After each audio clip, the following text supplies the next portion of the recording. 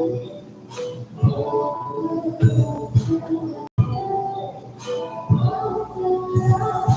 get to look backwards. Lord. It says it's right wait there. Who knows? Who knows? All right, we're live, guys, so we can go grab our seat.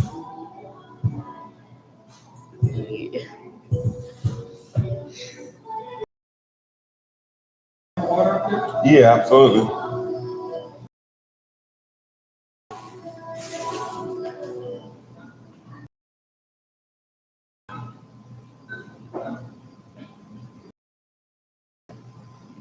Why is that? Why is the camera in front of them so low? This one. Because that's the small one. For what? It's just the small camera. Yeah, but why is it still so low then? Because that's I'm saying why though? Like why y'all even why are we using a small camera? well, that's what it was before.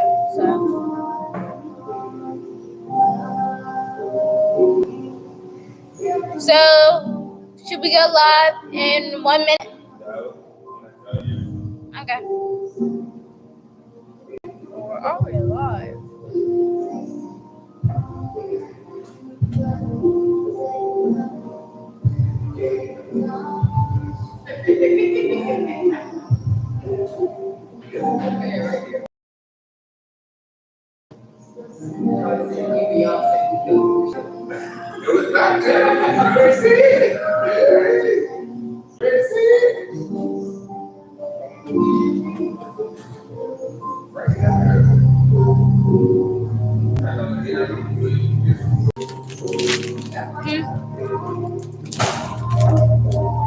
Cute.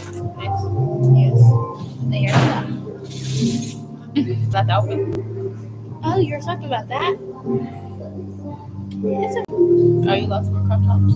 Well, you only 10. real mother. Look at your mom. You got your mom? Yeah. Or I can't go in it on it. Father's rules. What about this outfit? It's cute.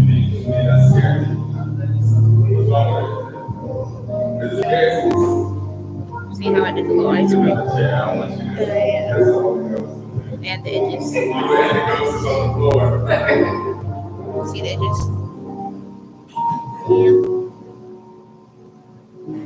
Is that a wig or a weave? It's my ruler. Yeah, I thought you just. What about this outfit? Who took her? And the picture's cute though, because like the outlook. No problem. Yeah. I'm here to serve. How it's like this. That's the overalls. Exactly. You don't like overalls? No, I do love it. But, like, it's just a small string. Skinny one. Okay. Alright, so I think I should change this song before we go on because we can be talking about the documentary on the way.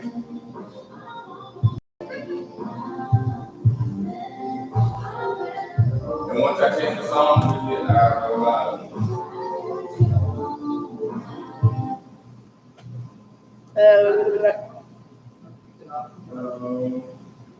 Something clean and something good.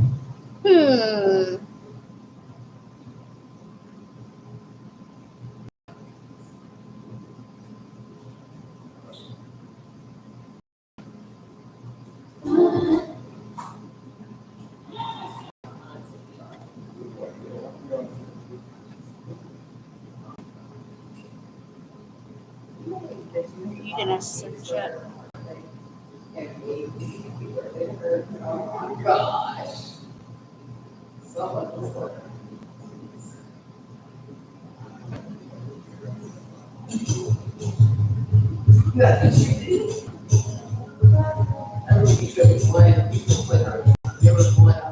This good for y'all?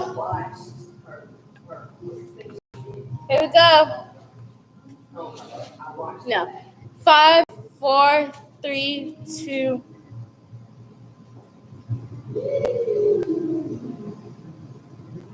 Hey, what's up, y'all? Happy Thursday. Happy Thursday, everybody. Happy Thursday. So we are excited again. Every Thursday we are here with Bussn It Up. So today we are going to jump into a conversation, a dialogue that I think is cool. And I have two of my good friends here. Somebody from out of town in the building. You know what I mean? From out of town came, you What are know. they saying? We paid for them to come in and be a part of this podcast today. You know, put them on first class. You know, make sure that you came safely. We had Charlie to go up to the airport. We just did our thing, you know. You say I'm what you doing? No, so I have two good people here, and one is Nakia, the other is Charles. And so they're going to be a part of our conversation today. First, before we kind of get into it, I'm gonna just have them introduce themselves, and then we'll probably do like a little icebreaker or something like that. To kind of just Which one set are you up changing? kind of the environment, and then we'll just kind of get into our conversation. Great. So, what up, y'all? What up? Thank you so much for joining us. You're welcome.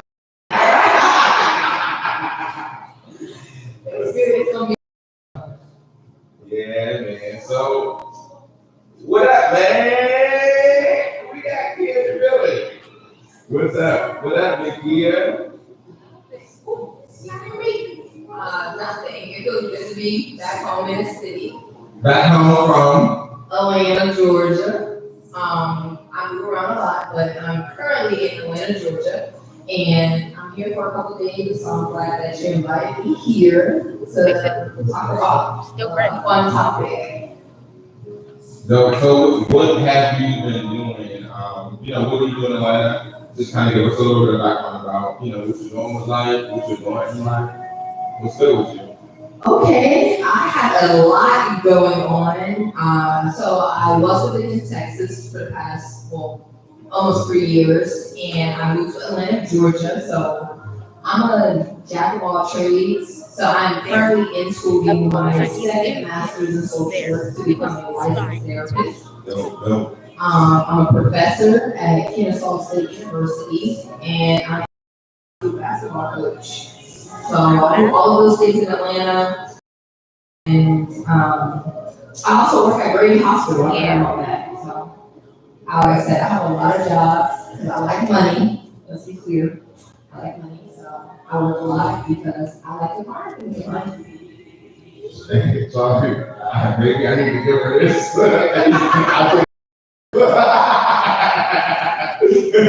Listen, no, that's really dope, man. That's really dope. So, man, so you're a basketball coach, and you are going for your second master's.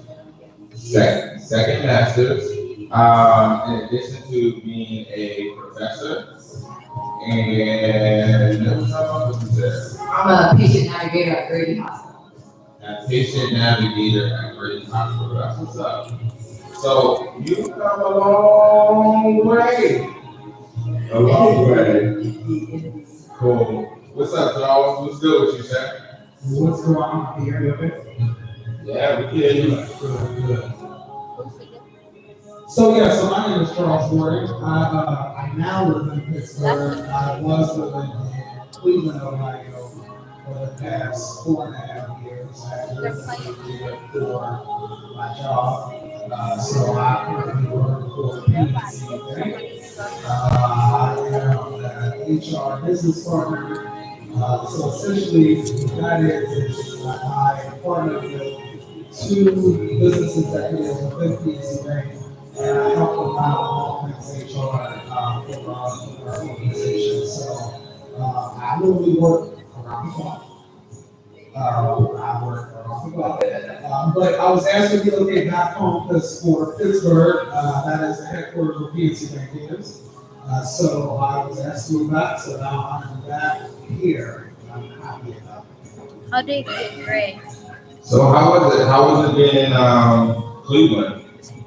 You know, Cleveland was actually Cleveland was pretty cool. I really was kind of concerned when I was first asked to move there because I was just like, I just never thought I would live in Cleveland. But honestly, Cleveland for me was life changing because it caused me to leave Pittsburgh. And when I left Pittsburgh and I moved to Cleveland, I became a life coach. So I do life coach outside of my job. I do have 3 clients. I'll call you soon. I know you can call you. So I have 3 clients that I life coach outside of work. And then honestly, the whole life changed, man. I mean, like I was able to find my niche, I was able to find my friends, I was able to find people my age that I vibe with. I was able to change almost every part of my life. So can I ask you, can I ask you a question about life coaching? Because, and no disrespect to, the people who are like legit life coaches, but like what does it take to become a life coach? Because, life coach, like a few years ago was a trend and everybody, their mom and their unborn child was a life coach. And so like what is the, like what's the process of becoming like a life coach? So the reason why everybody can really become a life coach or that became a trend is because technically you don't need a real certification to be a life coach.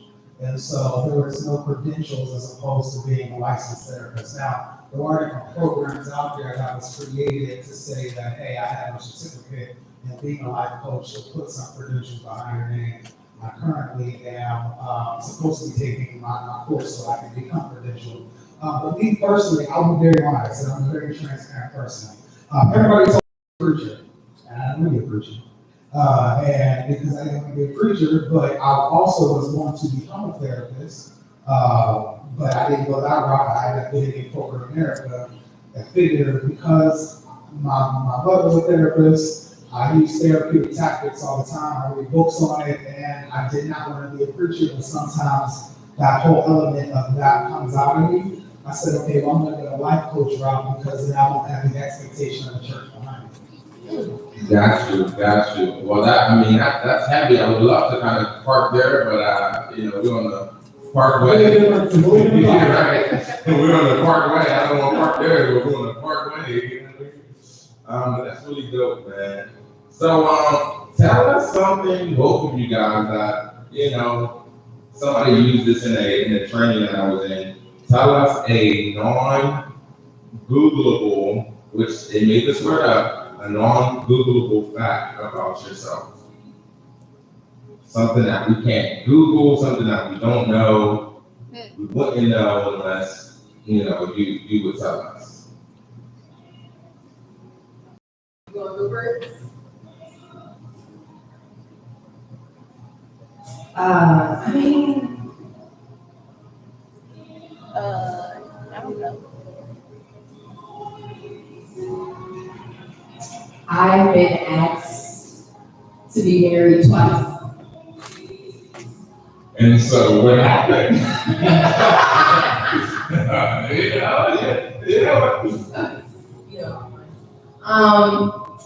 One I said no, and the other one I said yes. But that didn't work out. He ended up cheating. And I followed the red flags early. My grandma used to say, don't let a fool kiss you, don't let a kiss fool you. Okay. So do we know about these? What was that quote again? What? What was that quote that your grandma said? Don't let a fool kiss you, don't let a kiss fool you. Okay, Charlie is the king of pet. Let's be clear. Well, God bless. And Jesus did the rest. That's what's up. So what's that? So wait, let's park there. We can park there. We don't park with ourselves. There's no traffic.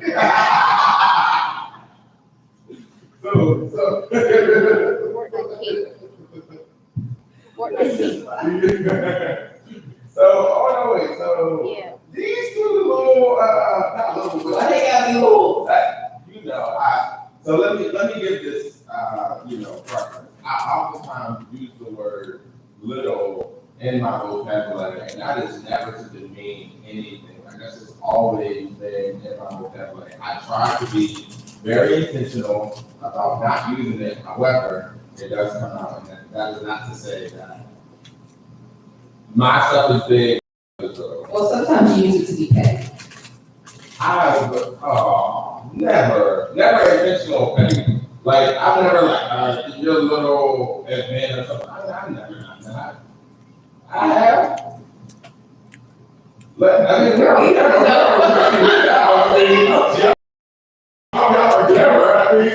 That's not working.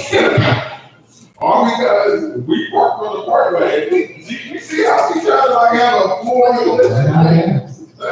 You use little to be petty. I don't actually. I don't. Okay. Well, the traffic has lit up, so. Okay. All right. So yeah, let's jump on over here.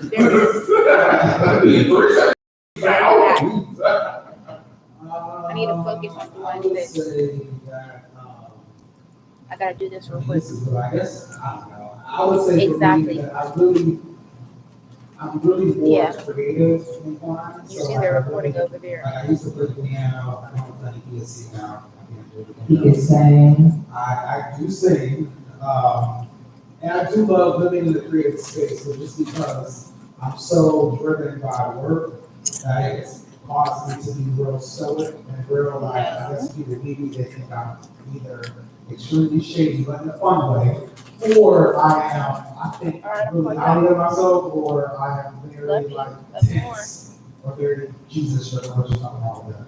But I don't think that people really take me as someone that is really creative and think about everything from creative.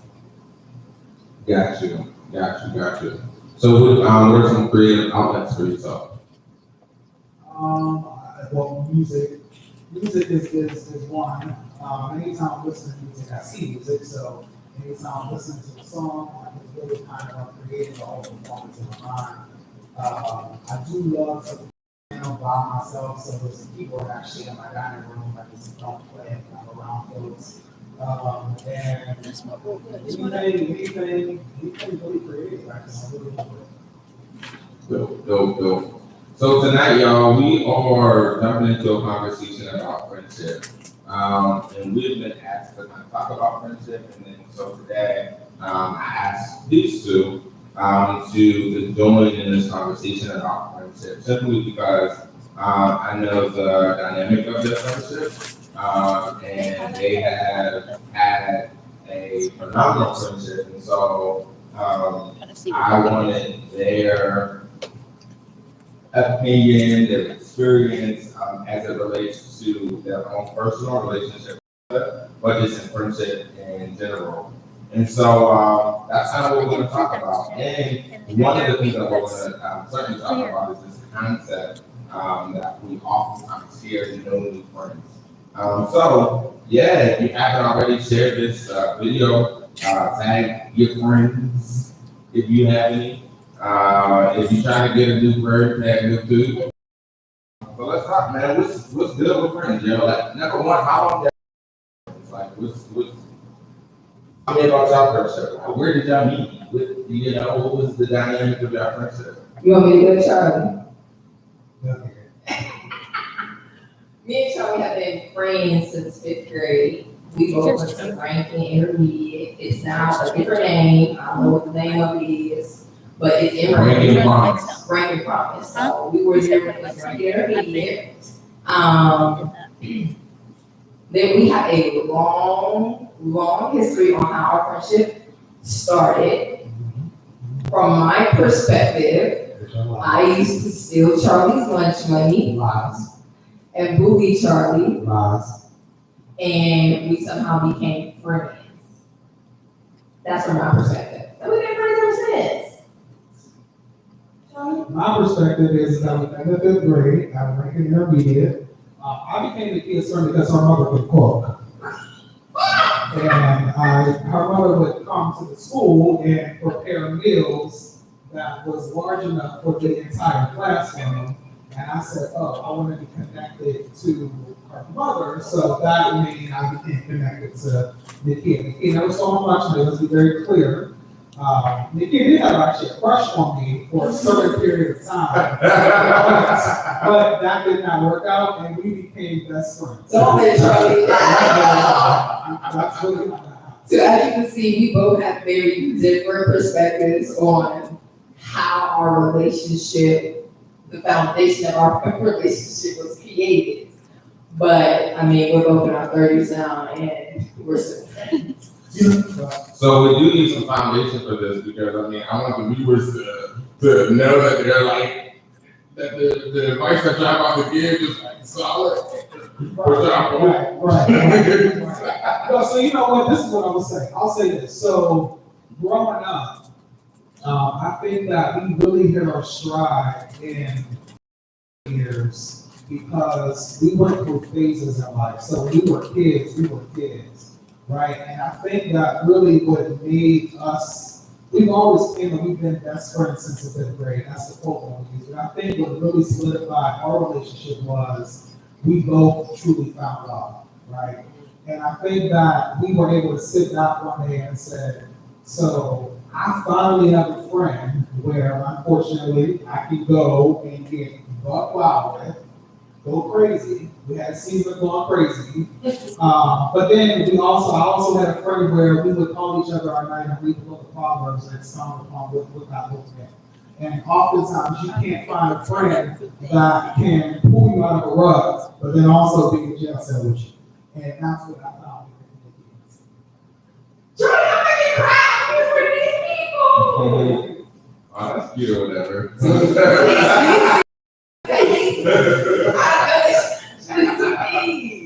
No, that's dope, honestly. So within that, it sounds like, you know, there were seasons, so to speak, like seasons of friendship. And so friendship for you all, it seems that it changed and it shifted for you all. Is that kind of like what I'm hearing from you guys? Yes, I think we've evolved. I think that's a great word to say for me and Charlie.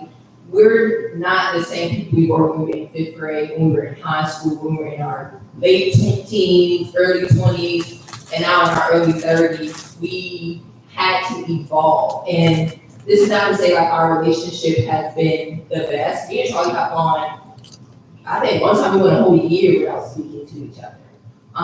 And sometimes you need that space to grow. But I think like Charlie said, we've both been grounded in our faith to where we always come back to each other. And I think that it means something to say he's been my best friend since 5th grade, but it means even more to be able to say I've been able to see the evolution of Charlie.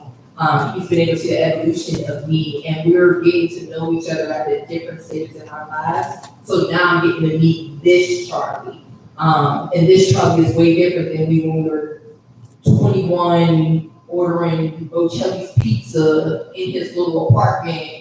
You know, like we're totally different people. We have different desires now. Like I said, Charlie's a creative. He didn't talk about his fashion. He didn't talk about how his decorative sense. He didn't talk about those things, but oh my goodness. But he is dope in those aspects. And so right now I get to see Charlie in a different light. I get to see a different version of Charlie.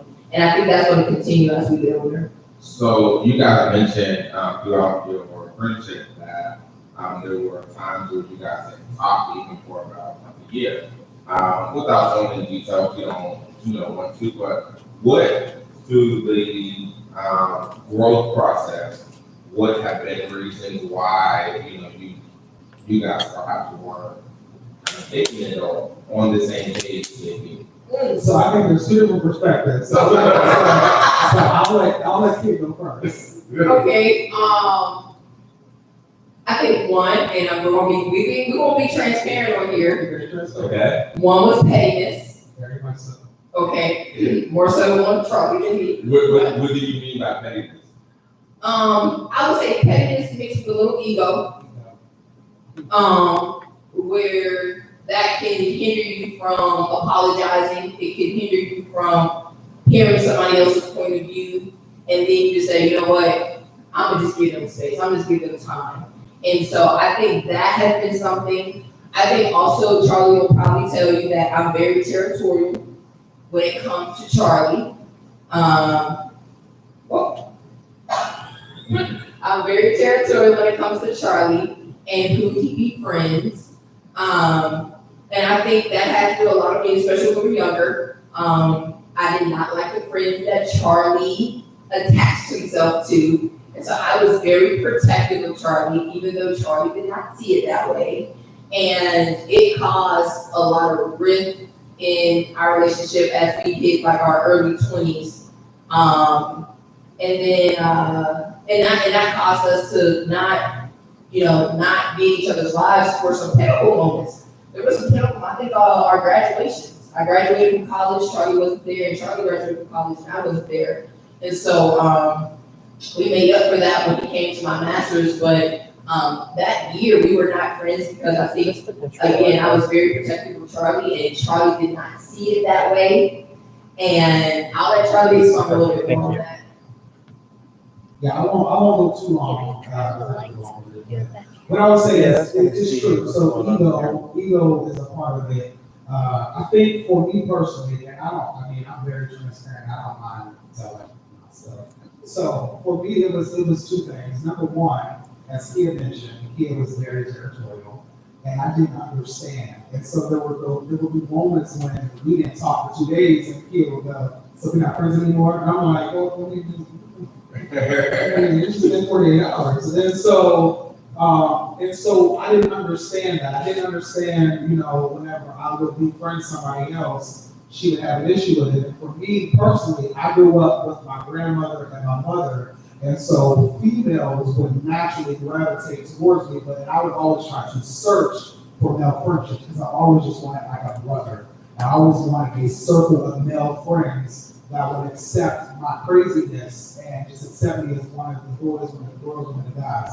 And so the Kia, anytime I would mention a person, more specifically like a guy, like she would roll her eyes, be so animated. It's like, well, who is this? And I didn't understand until I reflected back on my grandmother. And my grandmother made a comment before she passed and said, "You're going to struggle at times inside this life because of just who I am." And so it made me think, wow, so she's carrying the torch of my grandmother protecting me.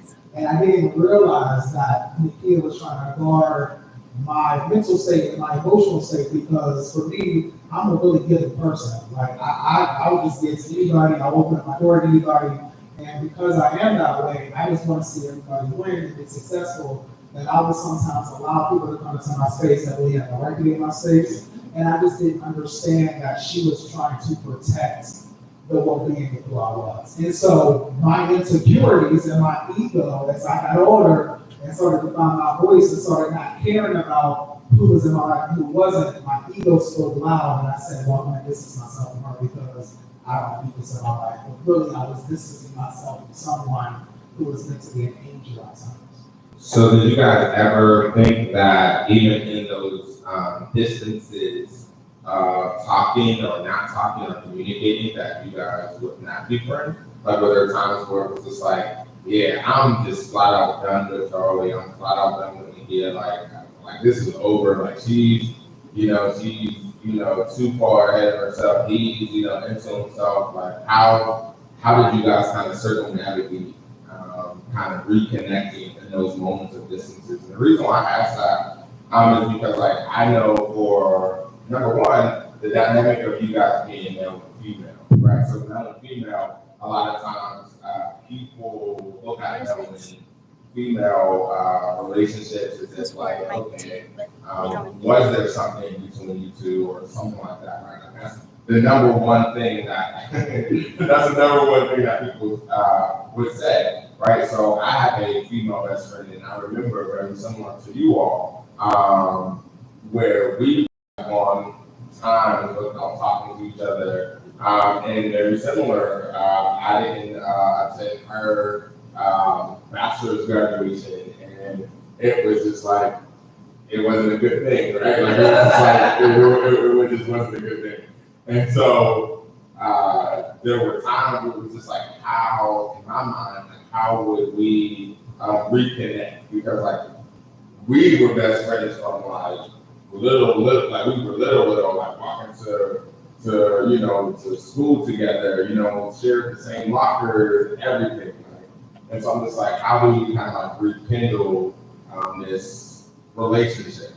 Because it is meaningful regardless of how much pride that you have. So how did you guys, or what was your train of thinking with like rekindling you guys' relationship? I think for me, there was a time where I had to reflect, and I really thought, and I asked myself, are we friends out of obligation? Are we friends because we've known each other for a long time? Are we friends because we have so much history behind us and we don't want to let go of that history? Because there was a time where I think maybe a year ago, me and Charlie had to sit down and I was getting to know Charlie again because there was a lot of things I didn't. Me and Charlie have not lived in the same city since we were 18 years old. And I've lived in about 7 cities since then. But so I think for me, I reevaluated because we went through a period of not speaking. And it's like, well, are we just friends because it's cool to say we've been friends since 5th grade? Are we friends just out of this pure obligation to be in each other's lives? And as I was reflecting on that, one of the things that I really know is that loving someone is giving somebody an opportunity to destroy you and trusting them not to. Charlie knows. Wait, to destroy you? Yes, I believe that when you love someone. To destroy you? Lord, to destroy? The people who you love can hurt you the most. Right? So what I'm saying is loving someone, love is giving someone an opportunity to destroy you, right? But you're trusting them not to. Yeah. And so with Charlie knows all my secrets. All my secrets. It didn't seem like you knew that she was engaged, as married twice. But that wasn't really nice. No, Charlie knows the stuff. Oh, so the other one was important. Is that right? The one I say no to was unimportant. But what I'm saying is when you love someone, you give them the opportunity to destroy you and you're trusting them not to. Right. I wholeheartedly, I can tell you right now that there are 3 men in my life that I wholeheartedly trust in my life, and Charlie is one. That's dope. That's dope. And I love Charlie. And so even if it's not speaking, I would be devastated if something ever happens to Charlie. You know what I'm saying? So I think in those moments of us not speaking, I'm always drawn back to that, like, all right, now, if Melanie was to call you, Melanie, his mom, shout out to his mom. If Melanie was to call you, or Taylor, his sister, was to call you, like, yo, sometimes Charlie, I would be mentally messed up. And I think that's what always brings me back because our friendship is said, what the fuck you still love to his mom. So what happened with you and your best friend? Did you guys talk about? Oh, absolutely. So yeah, me and my best friend, we do honestly, we do life together. To the point where, we communicate often, we work together. We talk, we have to talk daily because we work together. But even within the dynamic, very similar to your sentiments of Charlie, like if something was to happen to my best friend, there were periods actually where we didn't talk. And to be honest, I'm cool with not talking to people. You know what I mean? Like I'm okay with not talking to people. Yes, he is. I don't know if y'all know that me and Carl have also been friends, but our relationship ain't on the topic tonight. Whatever. But he is very cool with not talking to people or answering the phone call or responding to people's text messages. Just want to let that out. Anyway, I thought we was going Yes. somewhere else. We can answer our friendship. So for her, it was just that dynamic of like figuring out what does that look like. And there has been, moments where this life happened and we're just frustrated with each other because of, points of views and just growth and just what people, what we were doing. wanting to spend time, or one wanting to spend time, and one seeming like one was more busier than the other. And to me, it began to look like, not in this sense, but even just hearing you all talk, it almost seems like a relationship kind of. And you're just like, nah, it's not that kind of relationship. It's a relationship of making sure that there are clear communication and making sure, because you care for this person, you want to know like what's going on, and that, like they're one of the first people that, that you're communicating about something new that's going on. And so, yeah, man, our stuff is good. Like, you know what I mean? Like we're good, we're solid. I mean, actually, and I say this with no hesitation or reservation, a lot of what I have been able to accomplish has been because of her. And the reason why I say that is because, like, there's been many times where I've been like, I don't want to do this. I quit. Like, I'm not doing this. And like, as a friend, she's like, you're going to do this, well, we're going, like, how can I help X, Y, and Z, and just always kind of making sure that like, I follow through with stuff. I'm like, listen, I do not want to do this. This is down, this is that. And then even challenging me to go after things that I want to do, or things that I said that I was going to do. And so like, I truly appreciate the fact of the dynamic of our relationship. And so I'll also say to Nikki as well, she has had, that dynamic as well. When it was that, we were always talking terms, because, people, they was growing, at the same time they was going through something, people was growing.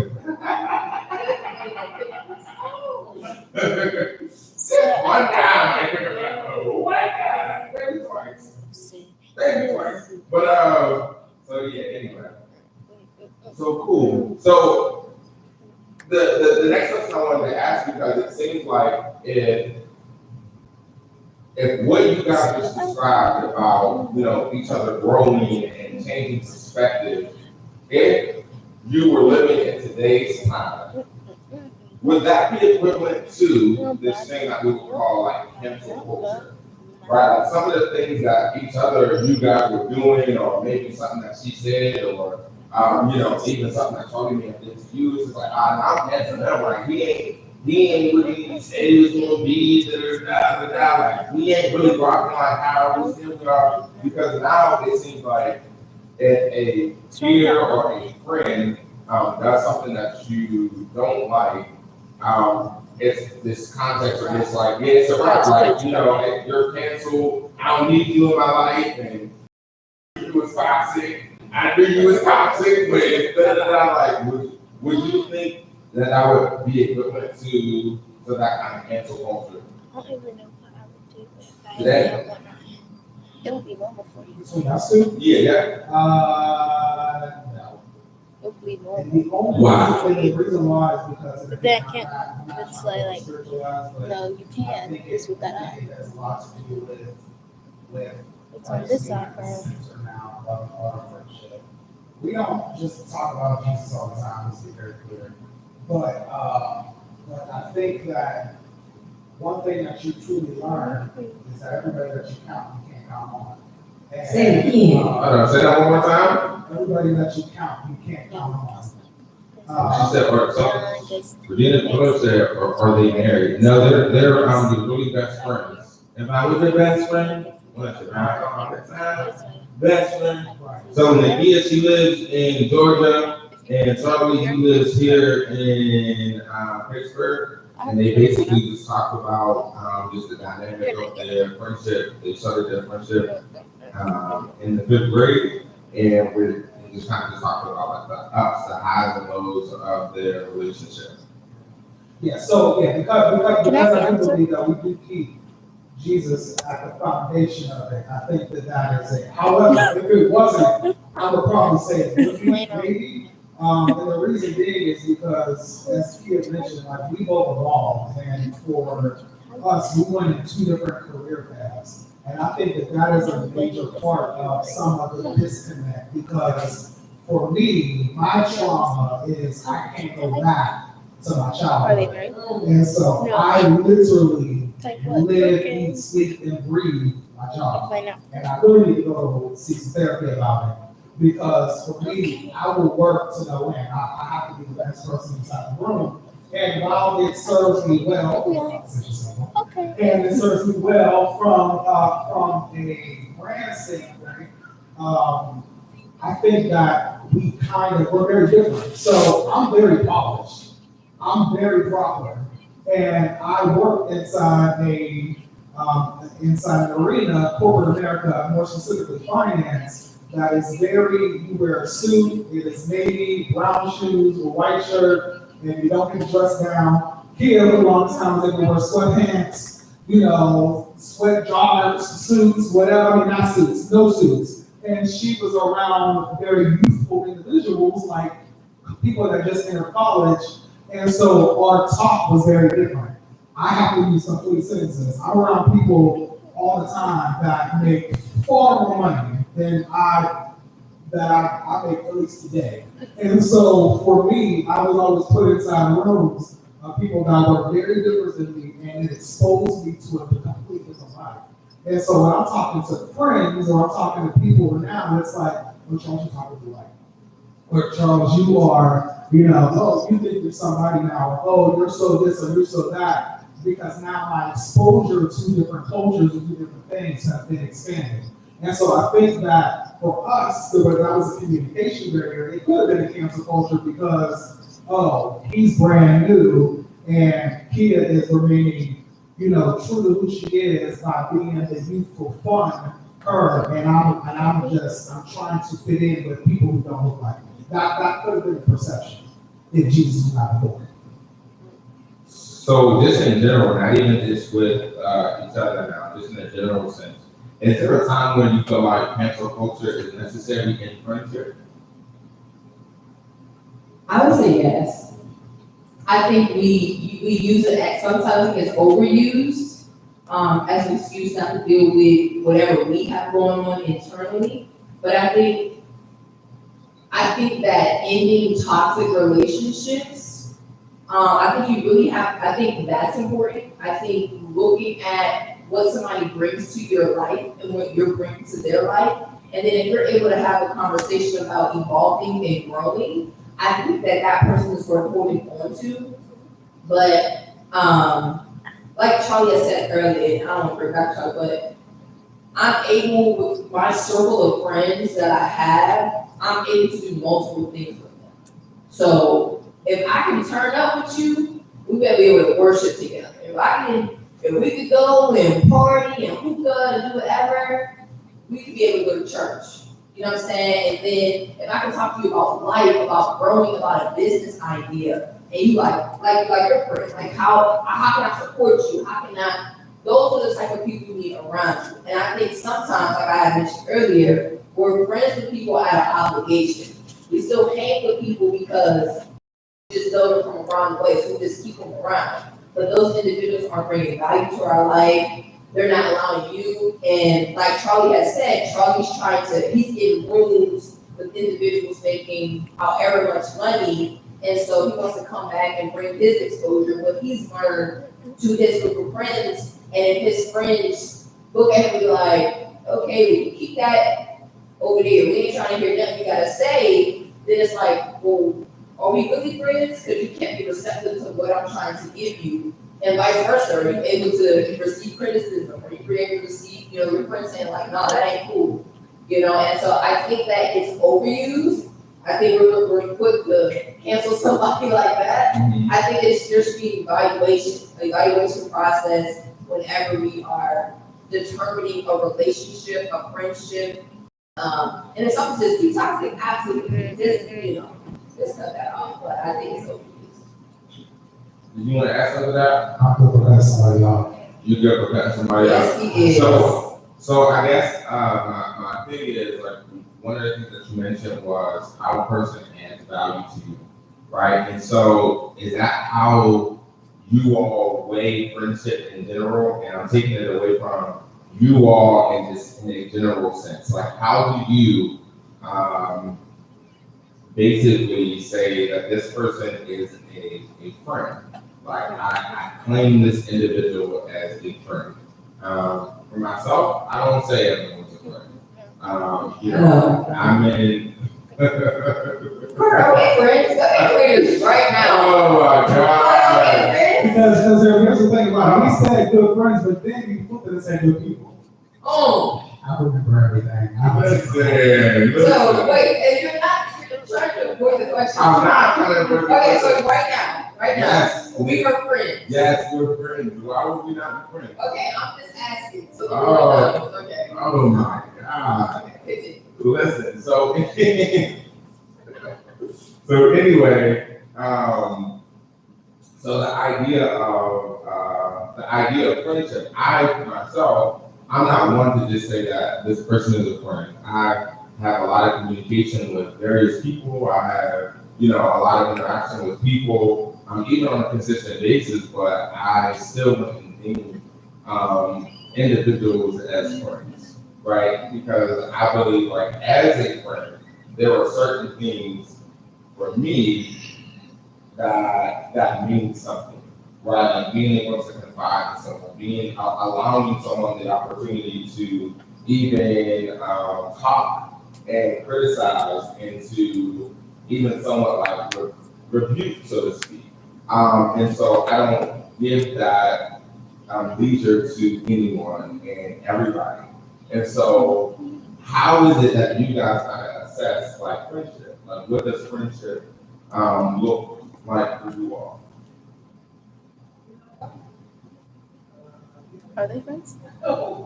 I think I said a little earlier, as you get older, you realize how little friends you really have. Another friends because that's his. But I am always down to meet new individuals, and I think it's an assessing process. Like they're assessing me. Like people always say, when you meet someone, you meet their representative for the first 6 months, right? And then after the first 6 months, you really can see who they are. The representative is left, because most times people try to be what you want them to be when you first meet them, right? That's like obviously I want their whole relationship.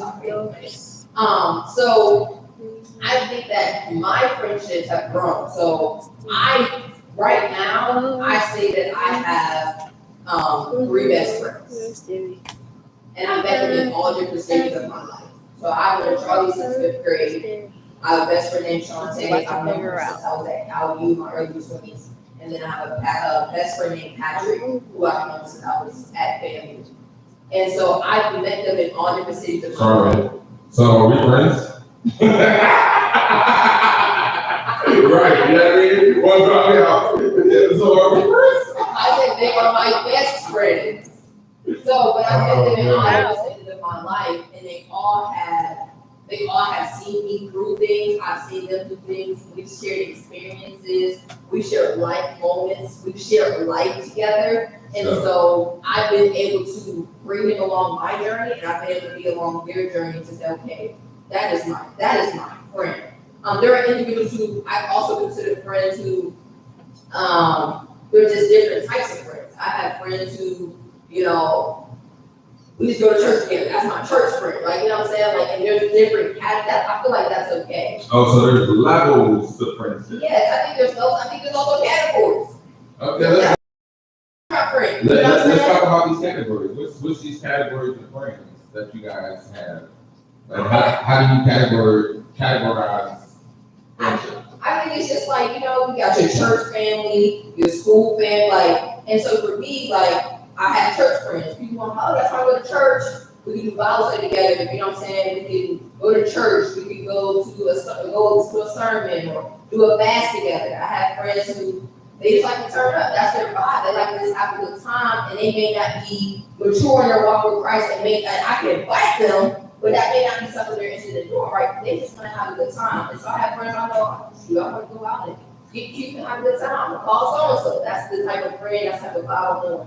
If I want to go do something active, go play basketball or something, I'm not calling Charlie. Charlie not gonna go to the hoop court with me. You know what I'm saying? So I have friends who are like, you trying to go hoop?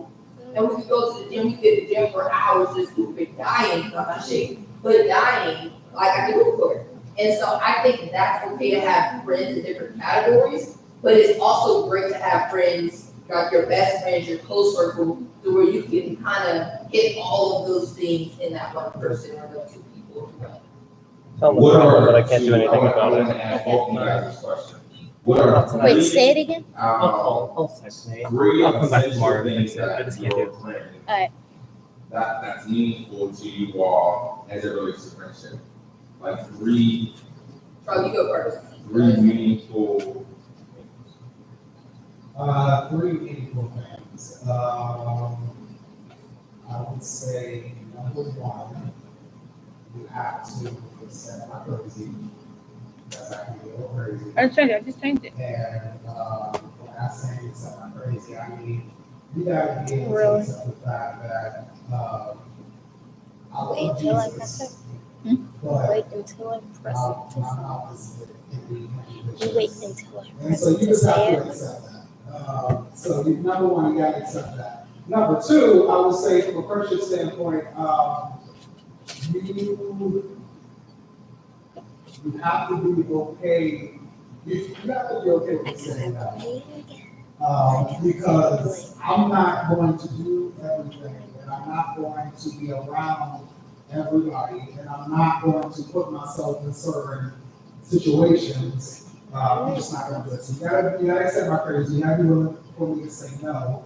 And then number three, this is probably going to sound bad, and it's not meant to sound bad, but you have to be concerned about your long time well-being in life.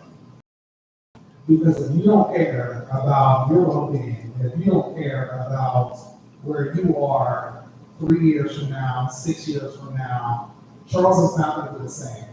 And so since I'm not going to be the same, and I'm not going to be doing the same things, if you still only care about, just doing X, Y, and Z, and I'm now concerned about building equity, you gotta be like, you have to be, you just gotta keep on growing. You gotta grow fast, bro. I gotta give you mine, you gonna give me yours? Of course. I think first one will be transparency. Could you just change it again? I think transparency is really, really key to any relationship. I would say, if you think I don't want to hear it, and hold me accountable. She has a hard time hearing the truth. Yes, You tell her no, but oh, it's yes, he does. and then you be like, dang, like, you Why did I even tell? Why did I I'm do that? doing. Hard. Anyway, For example, just so you know, I'm going with you tomorrow. See the eyes? You see the eyes? You see? yes, you are. Charlie, you ever come in town? Transparency and truth. Okay, what's number three? The last one is accountability. I should be able to hold you accountable. You should be able to hold me accountable. That's all I want. Go ahead. All three, did it. All three, everything you said is nothing what I was thinking. So, for me, for friendship, I think, I use this word often, is consistency. Consistency is huge. Be the most inconsistent people. What inconsistency? So, first of all, number one, I'm not even about to break it down for you. I'm not about to break it down for you. So, consistency, I oftentimes talk about consistency. Now, number two, I think the transparency is very important, right? Very, very They important. can't hear you. Because what I want, Say it louder, and you mentioned this earlier, is that Still whispering. people will accept the idea of you, right? A lot of people accept the idea of you, but then when they get into the thick of who you really are, then a lot of times they are unable to kind of handle that, nor manage that.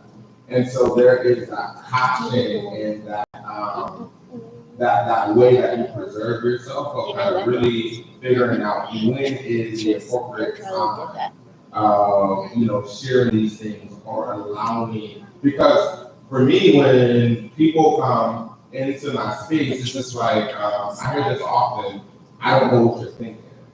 I don't know what you're thinking. I don't know what you're thinking. And a lot of people, it bothers me when people are trying to get into my mind, because to me, one of my most things are my thoughts for me, because I'm a thinker and I am an innovator, and a lot of my innovation comes when I'm thinking. So for me to kind of share ideas and concepts is an intimate part. And so I can literally be sitting in the space with a whole lot of people, and my mind goes into, as Charlie mentioned, of like creating something. And I oftentimes would love to share it, but I don't share it, right? And so because of the level of comfortability and the level of trust. So trust is another thing. How does trust become something key within the dynamics of that relationship? Building trust, developing trust. And for me, it's like, if I tell you something that's very intimate, I am a very private person. I very seldom kind of share intimate things about me to people unless they're close to me.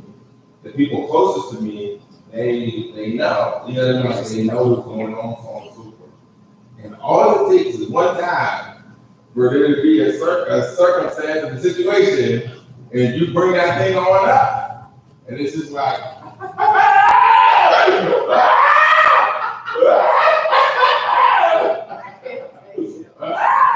and so for me, I feel like, because it's like, where is the maturity? Where is the growth? And I'm a very gracious person when it comes to people all around. So I can give grace over and over and over again. I think partly because of my nature and just who I am. It's just like I can be full understanding. But then when I was I don't know what to say. People now, they don't want to understand it, they refuse to understand. And so there has to be that balance between, that relationship of like, you got to hold yourself accountable. If you want grace and you're receiving grace, you also have to demonstrate that same grace and offer that same grace. So two questions. I had a question. For who, me or who y'all? For both of y'all. Okay, well, maybe for you, Carl. Okay, so like this friendship, right? Mhm. You kind of hit on a little bit of like, and I'm going to use it in like a confusing analogy, like, all right, you show it to somebody, you help somebody, a friend, right? But then like when you say no, that one time you say no, it kind of disrupts the friendship because you're not used to saying no. So when it comes to your friends, how do you, what's the word I'm looking for? Are there certain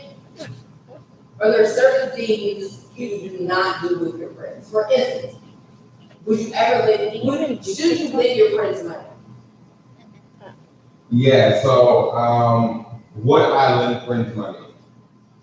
Ooh, yes, I would lend friends money. Right. So I'm not even going to give what I do in those circumstances. Yeah. But there's certain things that I do in those circumstances.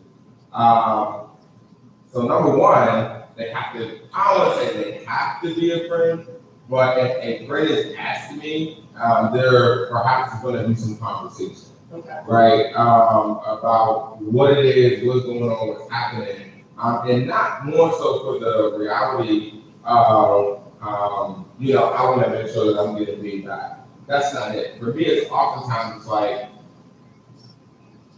are you addressing what the need is? Like, what is the need? Because there's a few people who I wouldn't deem as friends who reach out to me and ask me to borrow money, and I gave it to them, and not a little sum of money either. They gave a sad story, a sob story, and as just a person, I'm like, okay, I know these individuals, and so like I just want to be helpful towards them. And because of that, and what I do, to be honest, when those moments happen, I never look at it as if this person robbed me. I look at it as if I tied into someone. So like I change my perspective when it is that when I'm expecting something from someone. And so they may feel the guilt of that. of not, because this one individual, my whole thing is, I don't want to chase you to ask you for something that you reach out to me for. Exactly. Right? Now, I may ask, but very seldomly do I ask. I'm not one thing that I don't really like dealing with is money with people, because it just really changes the game. The urgency should be, the urgency you had asking should be the urgency you have in. I can give it back, right? And so for me, now in life, I have a concept of how I do that. Generally, if someone, I'm not about to do that. People might be watching and be like, "Wow, all right, I really done that." I'm sorry, you got to. No, it's all good. Some people have, I was not asked, so I'm gonna do that, I never had, or he never gave me, but some people really do ask, like, Okay, so here's my two questions. My question is this, number one, actually, for both of you. So there's always this aspect, so you get grace to your friends, right? But then the moment you do something, there's no grace given. Why do you feel like that's the case? Do you feel like your friends hold you to a higher esteem? And so because they put you on a pedestal, or they hold you to a higher esteem, that there is no grace because they look up to you instead of looking at you? Yeah, so there's been quite a few cases for me where people have, and I think, again, I try to be very transparent in my communication and my dialogue, and that's why I try to be mindful of the spaces that I put myself in and getting to know new people, or even in relationship wise, because again, you begin to expose yourself, and everyone can't handle what it is that is being exposed, nor can they cover what is being exposed, right? And so in friendship and in relationship, there's a sense of covering, right? Like there has to be the ability to cover and be accountable, right? So to answer your question, yes, many people would maybe hold me generally, oh, you're a pastor, you're a minister, you do these things for God, and X, Y, and Z, and so on and so forth. Cool. That's great. And so therefore, oh, you know the word of God, you know these things, you know that you shouldn't do this, you know that you shouldn't do that. And when it is that I have fallen or coming short of those things. Human moments. But so for me, it's, yes, there's human moments, but what I don't, for me as a person, yes, there's human moments, because we all have them. And regardless if a person chooses to judge you from that particular thing that they see you, or even if you're just bluntly honest to say, this is my area of shortcoming, right? Some people can't handle the reality that you can say, like, this is your area of shortcoming as a person of faith, as a person who loves God, as a person who says that they're walking with God and striving to become better, and so on and so forth. Their context is, well, if you know it, then why can't you handle it? You can't give it over to God, you can't X, Y, and Z. And so it's within that you have to learn in friendships, in relationships, if this person has the capacity. That's a thing. Like if you have the capacity to be my friend, if you have the capacity to cover me, if you have the capacity to make me accountable and not just allow me to be okay with here. So one of the comments that you made right earlier was just like, you have to accept the reality that, sometimes my mouth is full. Cool. There's nothing wrong with that. As a friend and as a brother and as just a confidant, whatever, knowing that there perhaps can be conversations that are happening, like, hey, bro, like, I know that this is you, but what are you doing to give that to God? Right? Like, what are you doing to nip that in the bud? Same thing for me. There's been times where people have literally been very intentional. What are you doing, Nate, to take care of this issue that you have? Because you got an issue. And I'm like, cool, I got this issue, and these are some of the things that I got. This is what I'm doing, so on and so forth. And so, yes, you can hold me here in your mind, but the reality of it is, just because you hold me here And when you see that you take that pedestal and I'm still on the same level that you are on, the same level that you are on, just because it's not the same thing, but we're still on the same level. That's why when the scripture says we all have sinned and fall short of his glory, right? And then that we all have the capacity. The Bible said, take heed unless you fall, right? And so at the end of the day, the reason why grace is something that is very important to me, because tomorrow I can be thinking or even have the concept of doing the same exact thing that perhaps you were in the media about today. Not really thinking about, oh, I'll never do that. You know how, man, see, you know how many times we said that we'll never do? But the enemy, you know what I mean? Like our enemy, right? Yeah, the enemy will make you eat those words, and it's not. Yeah. So anyway, yes. So my second question was, have you ever taught somebody to be a friend? Like you teach someone how to be a friend? Have you ever done that? I'll let you start with that. Teach me how to love. No. Try to sing. Huh? Try to sing. I don't think I've ever taught anyone how to be a friend, but I have been able to have conversations with people about me and where our friendship could go. But I've never really I feel like if I'm teaching you, I'm a mentor, and I wouldn't consider you a friend. Like my teaching is for my students.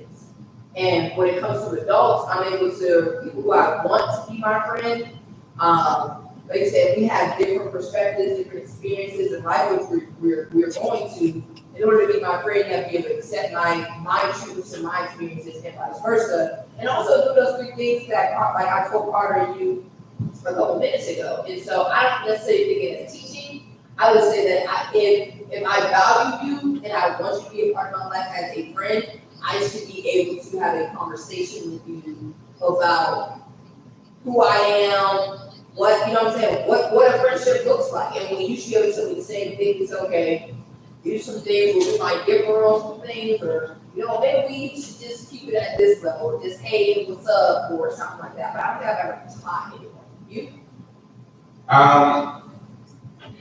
So I would say yes. And the reason I would say yes is because I feel like, not to be deep, but like teaching is just really like being able to explain what it is that you kind of need. And so sometimes for me, I've had to explain to people what it is that I need or what it is that I'm looking for in the context of our relationship or friendship, to say, hey, these are the things that I need for this. And vice versa. There's been times when people are like, hey, I need A, B, and C to be able to feel as if this is a friendship, or to feel like this is a working relationship. And so for me, there's been times where I've had to say, well, if I'm saying something as small as using the word little, right? Using the word little, point that out to me. Like, show me, or not, don't do it every time. Like, I'm gonna use little, like, hey, like, like in a nice way, so to speak, just in a way that it's just like, all right, look, this is what you're doing. And so there's been times where I'm like, this is what I need, and this is what I'm looking for, and within that, this is what that looks like for me. And there's been, time for other people. This is what that looks like for me. This is what communication looks like for me.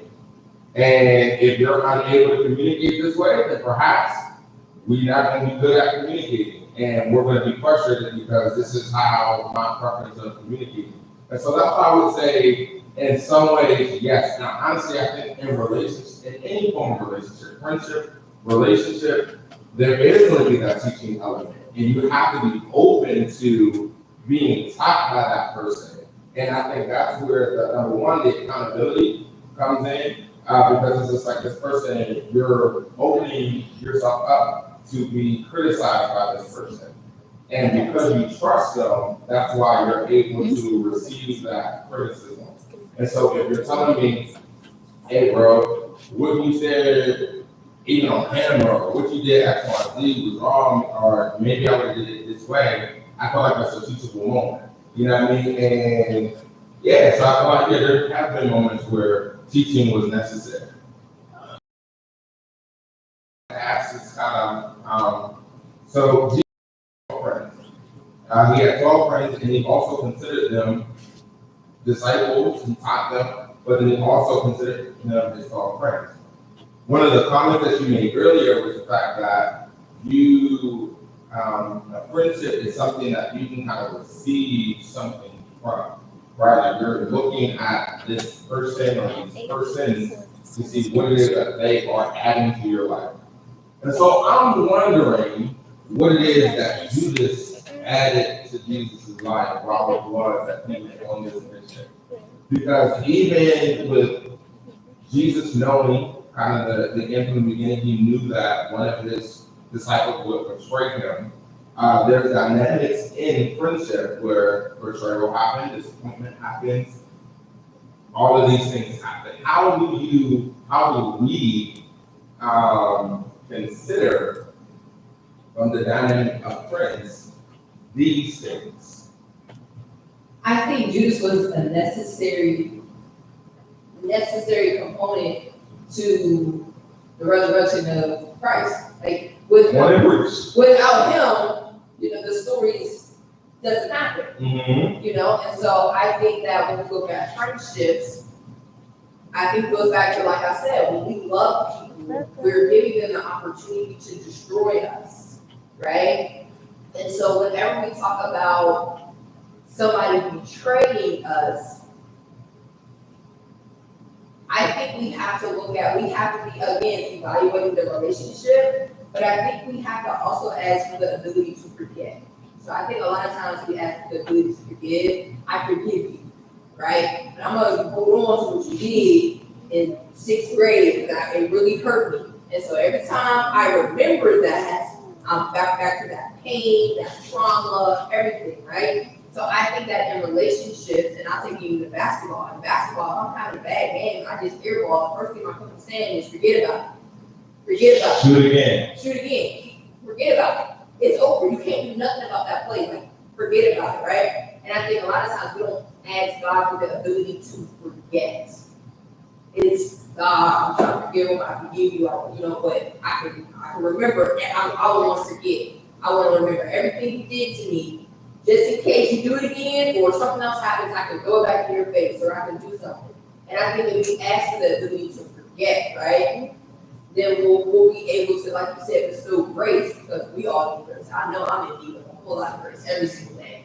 But I think that having the ability to forget the betrayal, forget the trauma, allows you to then step into this space of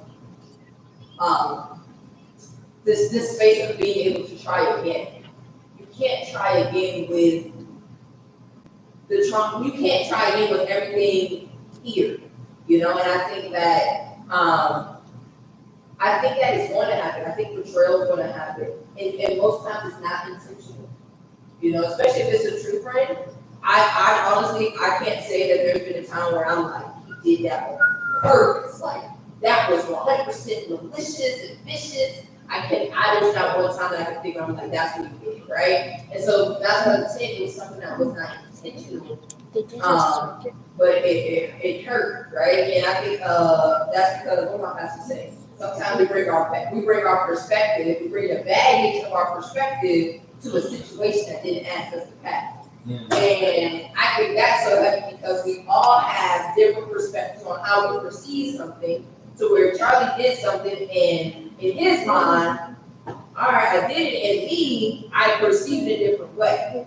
And so our perceptions come from our experiences and how we've experienced life and how we're journeying. So where now we're bringing our perception, the baggage of our perception to these situations when it doesn't call for that. And so now we have these different perspectives. Well, I saw it like this, and I saw it like this. I say, not going back to us in the fifth grade. We both perceive how we met very different.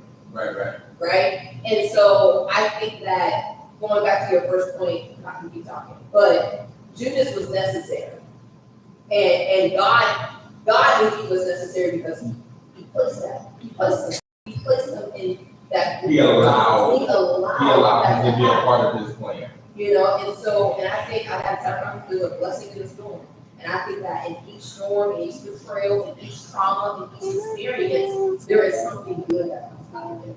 And I truly believe that in true friends as well. You're able to look back and be like, yeah, right. We have survived we have endured. And I think that's necessary. I think honestly, true friendship and relationship. And I think one of the things that is somewhat disappointing, what that has become our norm and culture, is like everything, there has to be adversity. And I necessarily don't believe that everything has to be adversity, but adversity is going to happen. Right? Adversity is going to be a part of, it's a part of life, in Christ or out of Christ. And I tell people this all the time, like we try to be deep, and it's just like, it's not. Life is going to happen. If you walk with God, if you don't walk with God, our benefit is the fact that we have God. And those that may not have God may not have a comforter in a scenario such as being betrayed, or such as being disappointed, such as being, lied on, or such as being all of these different dynamics. And so it comes from this reality that it's a part of the process, even in friendship. But I also believe that it's in those relationships that you see what that relationship, that friendship is built on. Right? Like if you can go months and even years without talking, and then you kind of come back, and even through the process of forgiveness, I'm like going to a person and say, listen, I'm sorry for this thing that I've done. Like, I'm not making excuses. It was just wrong. I was wrong. It is wrong. You know what I mean? And so what does that look like? How do you kind of build and develop from there, despite of what their process is to kind of overcome that disappointment or that feeling or that hurt? What about you, sir? So, and we're talking about Jesus and Judas, right? Jesus and So Judas. I think that. They did. So I think the other perspective is that I think it was number one. I think for the other individual, so for the other 11, it was a lesson, and I think it was character building too, because again, everybody just kind of had gone on, and so I do have a specific example of how I had a friend that I was friends with since I was a child, who, whenever I became in my early 20s, it just completely flipped. And I was hurt because this person I considered to be my family, I grew up with. And I didn't realize that that was the starting point for me to realize that I can't trust everybody. And I can't be so open and allowing everybody in my circle, because of the fact that they took from me, it was not, and physical things, and yet this person was connected with me out the head, and now I don't even know that was me. And so for me, it was character building, and it taught me the idea of forgiveness, and it taught me that, never let anybody inside your house that don't have anything to lose. Because if you don't have anything to lose, then you're willing to do anything. And so that was another lesson. Never let anybody in your house that don't have anything to lose. If you don't have you don't have Jesus to lose, if you don't have a family to lose, if you don't have finances to lose, if you don't have reputational risk to lose, you cannot come out. This is why forgetting is so important. It's so important. So forgetting, it comes with a level of maturity in certain spaces. And I think to forget really causes us to really tap into the supernatural to God. Because Jesus, the scripture talks about how when Jesus forgives us, he casts our sins in the sea of forgetfulness as far as the east is from the west. Well, if you go east, you can never run into the west. So you cannot run into the things that that God has forgiven you from. And the issue with us is we place ourselves in situations where we can easily run into the very thing that we have forgiven. And that's the first thing that we begin to kind of look for in the next place that we go. And so you begin to look for the negative things more so than the positive things. Okay, when you get And so the renewing, that's why the scripture talks about the renewing of your mind, the renewing of your mind, and letting this mind be you that's also in Christ Jesus, that what it is that we have done wrong, and when we experience someone doing wrong to us, and when we have done wrong to other people. There's been scenarios where I have done wrong to other people, and regardless if they know it or not, even if they believe it or not, it has pricked me to my core to know that these people were disappointed, or these people were hurt, or so on and so forth. And so at the end of that, it's like, okay, God, they forgiven me, but now I have to come to the place of forgiving myself, right? And so in that, I still have to sit back in the seat of forgetfulness, so that I'm not living in the baggage, so to speak, of that past. Not meaning that I don't care, not meaning that there is I'm being nonchalant about it. It's the fact that I can't. I gotta read this quote. I don't know what I was watching. Oh no, I know exactly what I was watching. I went to the movies yesterday, and I was watching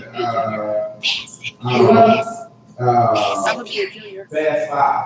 Fast Nine. And they made this comment. Hey, I've been in there taking notes and different stuff. He said, you gotta make peace with your past if you're gonna have hope for your future. And I said, I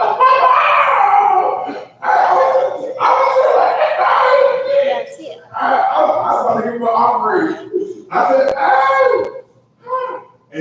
but it's so true. Like, you really have to make peace with your past to really have hope for your future. If you don't do that, then you're going to constantly be pulling yourself back into this negative perspective, this negative thinking. And it's just like, okay, I want to become better. I want to do better. So number one, I don't do that behavior again. Don't have that behavior again. We'll also be able to kind of live out in the fullness of God's grace, like in the fullness of that. And so I think in relationship and just in life in general, those things are necessary. The one thing I will say about that, so for me, the biggest thing that I truly really learned in that situation was that you can't take everybody with you as you continue to progress. And I think that that's the separation between Kia and I. Like, we grew up together, and Kia in school, she had straight A's. She was class president. She was like she was everything in school, right? And so, but when we grew up and there was different seasons in our lives where we kind of expanded and we went different routes. I think the thing that I really learned in that situation, because mind you, if I was around that person today, I'm not upset, I'm not angry, I'm not vindictive, I'm not hurt anymore, because I have learned that was the road for that friendship.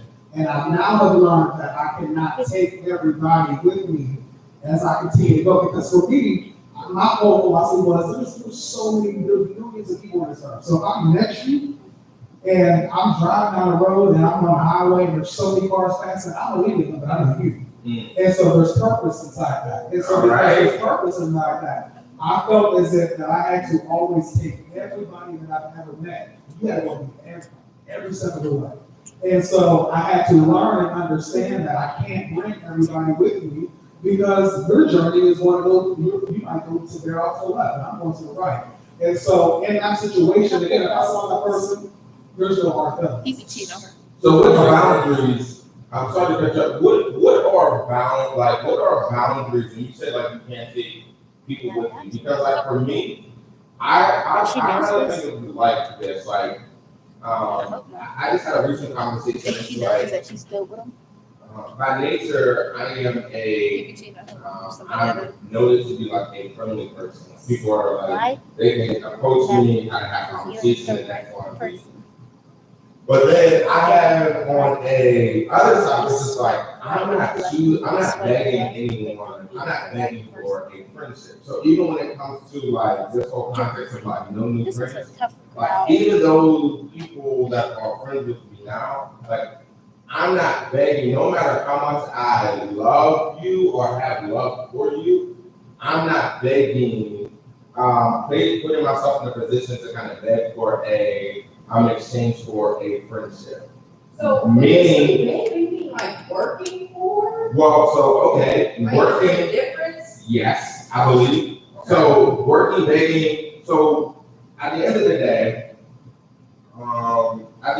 day, some people in relationships, friendships, they want you to kind of prove yourself, right? Like they want you to prove that you want to be friends. We're too old for that, in my opinion. We're too old. If there's wrong between the two of us, then we can settle those differences. We can have conversation. You can call me to accountability. You can, chastise me if you need to, and vice versa. Hear me out. I'll listen to you regardless if I like it or not. But to feel like I need to and to continue that friendship, I need to walk on eggshells because of what it is that have happened between us. No, because if I can't be who I am, I'm not being transparent. And so that means like if I'm coming in the space where you are based upon what may have happened in the past or what happened in the past, be my natural self, then I'm basically kind of putting myself in Why a would you do that cocoon to me? to be in this Why would you do that relationship, to be in this friendship. And I just feel like no one should need to do that for a friendship, relationship. I did that in my, until I turned 28. I bought friendships. I truly bought friendships because when I turned 28, that's whenever I really became secure within myself. And then, comes, I found 6 years back.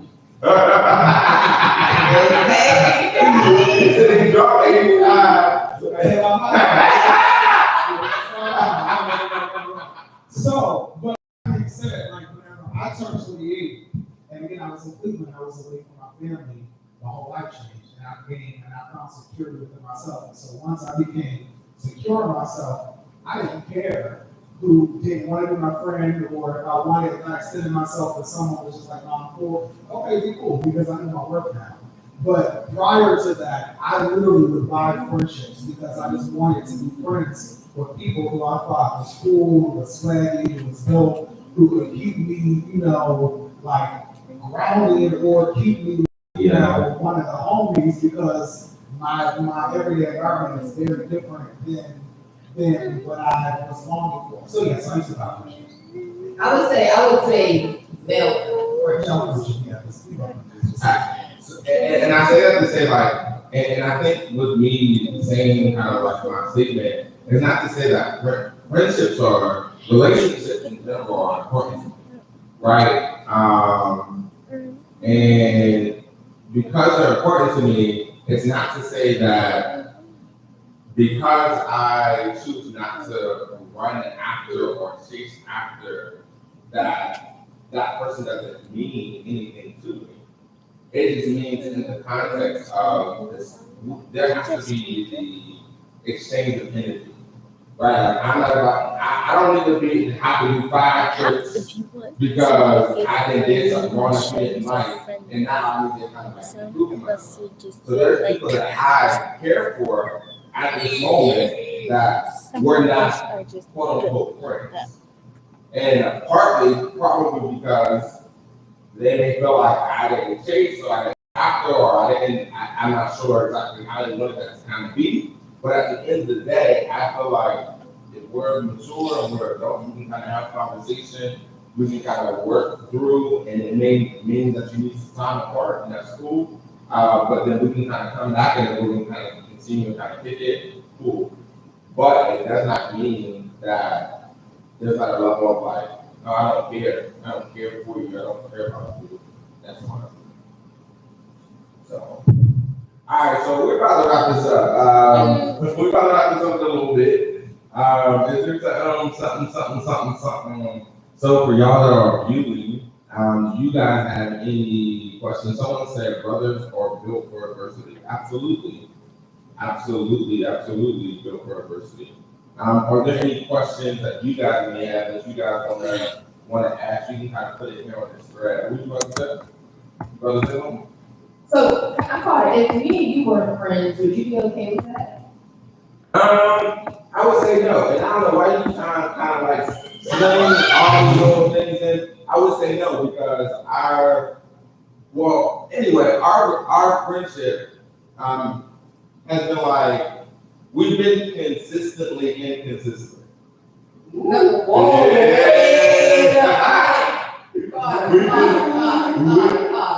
We had.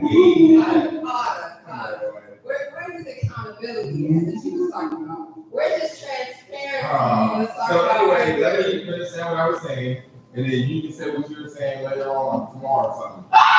What you thinking? So anyway, here in our relationship started what? I was in what grade? 11? I was in 9th grade. I was in the smart math, and he was just taking it. He was in 9th grade. Wow. So she was in 9th grade, I was in 11th? Yes. Okay. And so we was in what? Trigonometry? We was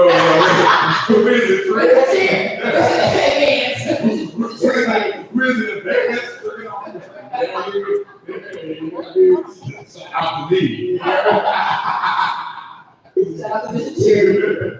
And so that's when I met Kia. And she played basketball. She was on the women's basketball team, and I was on the male basketball team. And so since then, we really built a good relationship throughout the years, right? And so we've been on and off. And so, I mean, honestly, more on and off. I would say that. More on and off. You know what I mean? Like we oftentimes communicate, check in on each other, X, Y, and Z. So I mean, I'm not sure where it is that you're trying to go. If you're talking about Barbie friends or that friend, I'm not sure. There's been multiple times where you told me that I was not your friend. All right, so that's a different conversation for a different time. So anyway, Lord Jesus. So here's what I'll say. I'll just say real quick. So, I mean, just from a final thought standpoint, definitely find you some friends or get you some friends that will keep you accountable. There was a time in my life because I was in church. I was a church boy. I worked at church. I got sick and tired of, and I became church hurt as well. Oh, he's looking at the top. And so, with that being said, my friend Nakia became strong in her faith, and she really helped me keep going when I was just wanting to exit from church in general. So I would say that whole accountability piece. One thing I will also say is this too. So I don't have a master's degree, and it was because of the fact that I needed to pay my school extra funds. And for me, I was all like, I had trouble with the savings account. I always made decent money, but I just didn't know how to save.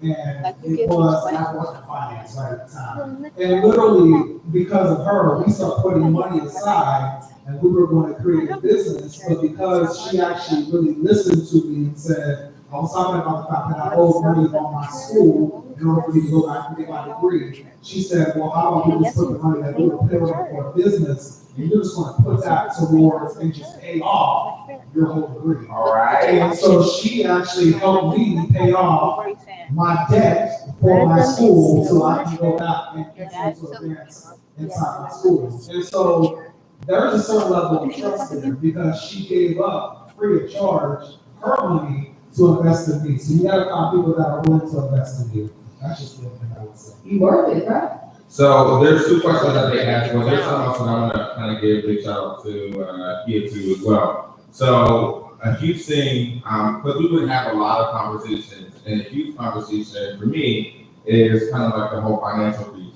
And I would oftentimes talk about being debt free because God has blessed me to be debt free.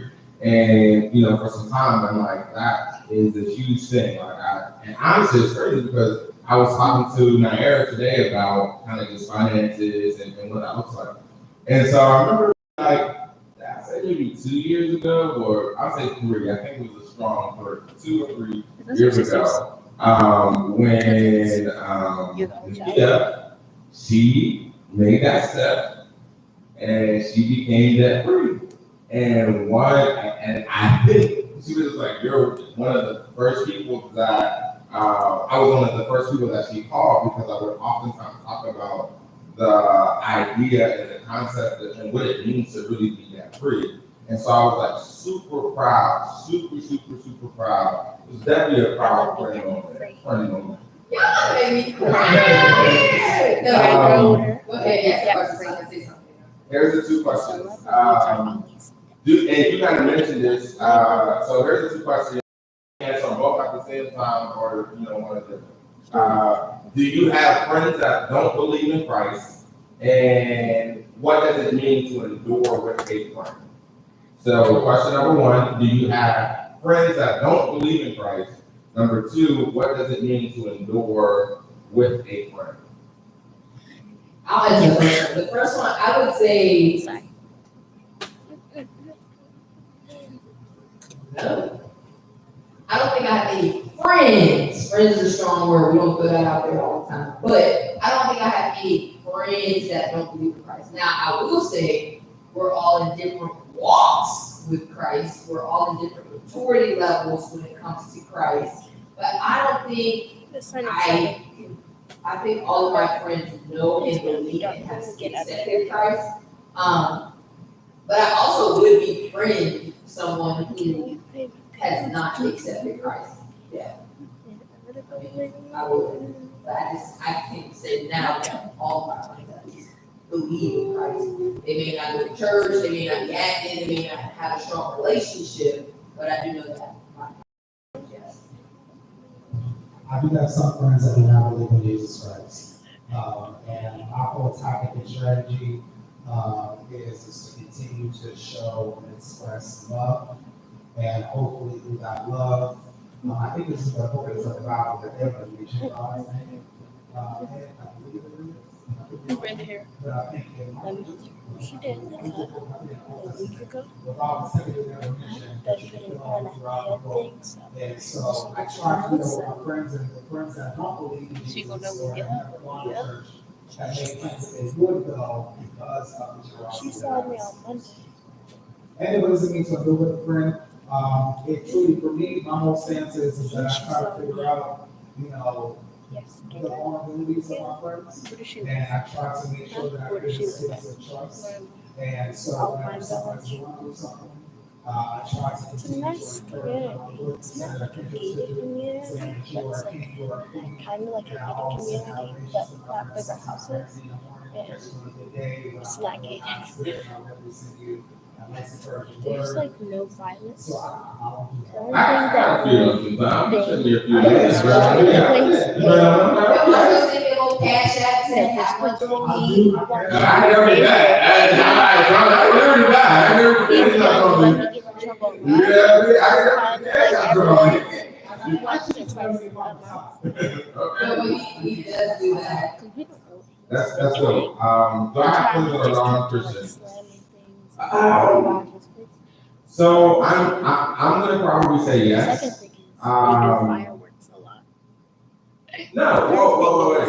I'm gonna agree with Kia and say when we talk about friends, I'm probably gonna say no. Because the people that are closest to me that I'm deeming a friend, and very similarly to what you mentioned, we're probably in different spaces in our walk with God when they believe in Christ.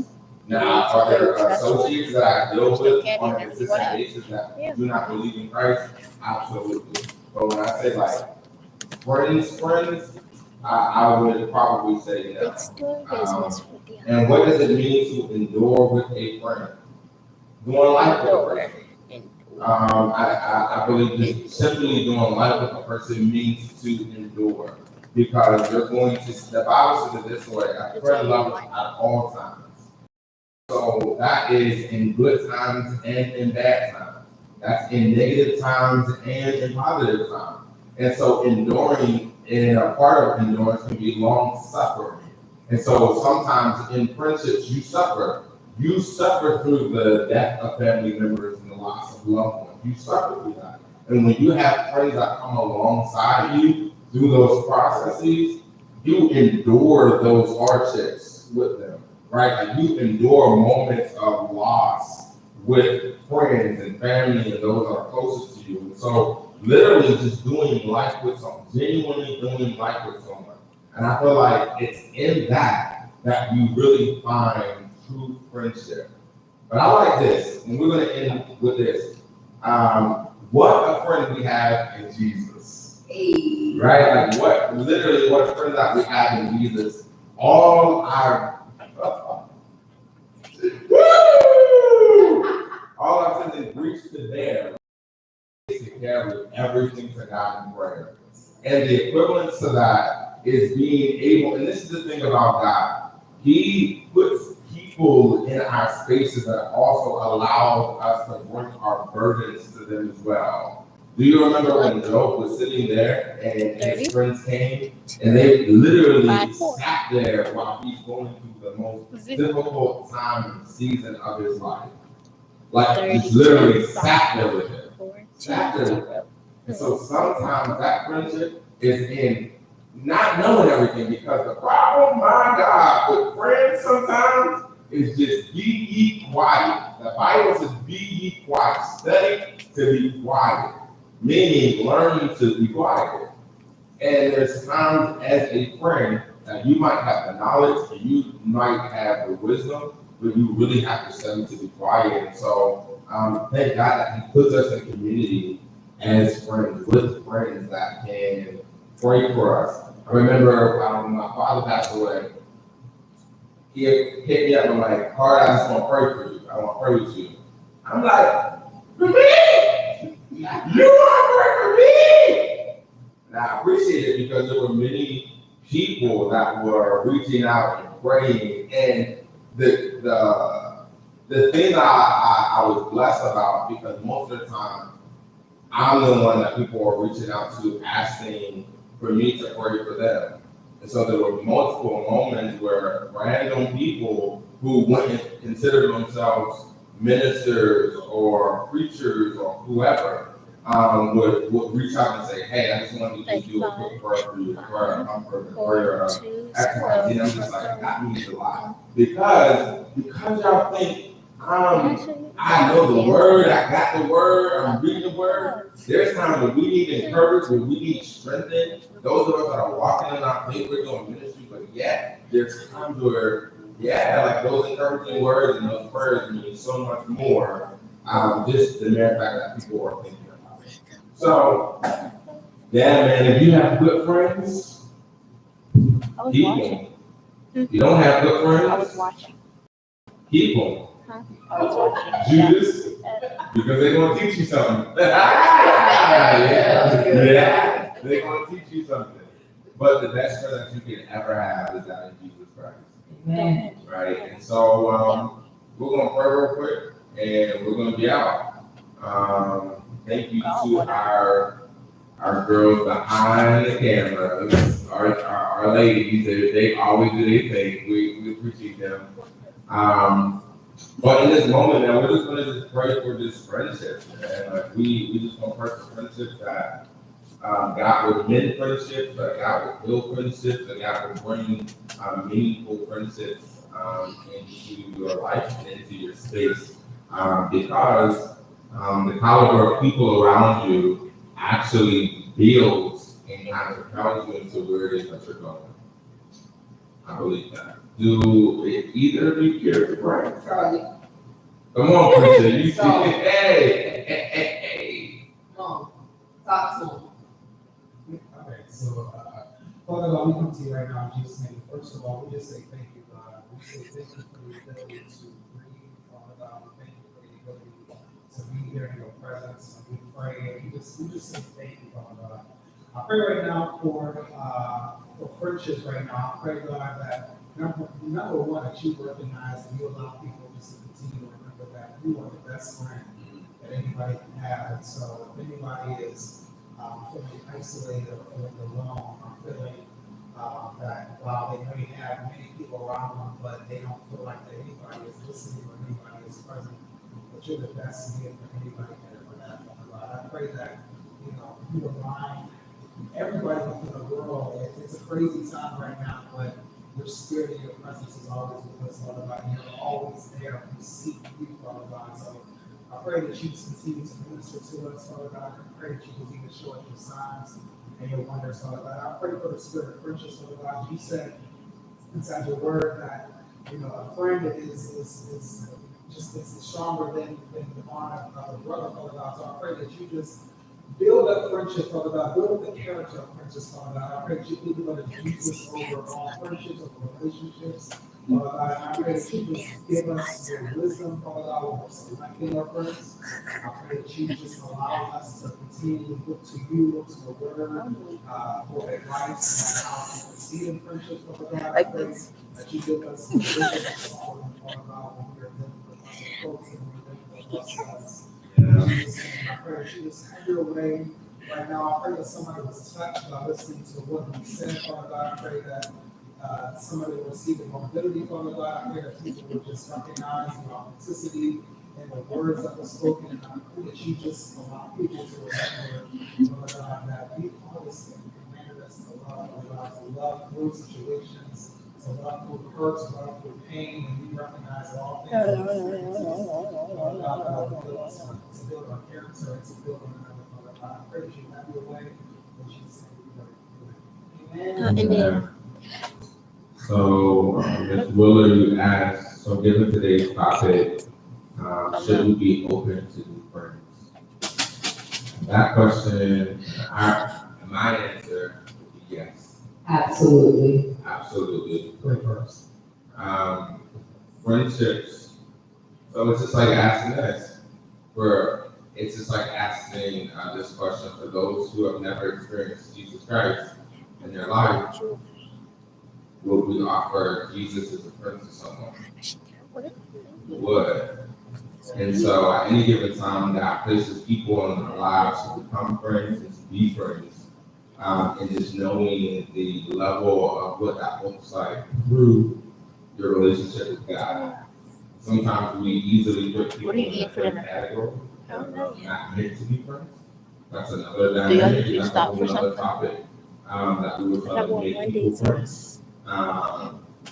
So that, to answer your question, yes, absolutely. Allow the Spirit to lead you. Just allow the Holy Spirit to lead you. Does he cook? So thank you guys so much for tuning in. Thank you guys so much for tuning in. We are about to head out for tonight. So we appreciate everyone that tuned in tonight. Like, subscribe, Or follow. Come back for next time. And come back next Thursday. Y'all know my daughter tells us this all the time. But we love you guys. We'll see you guys next week. Thank you. Bye. Do you think that 1 out of 12 is good?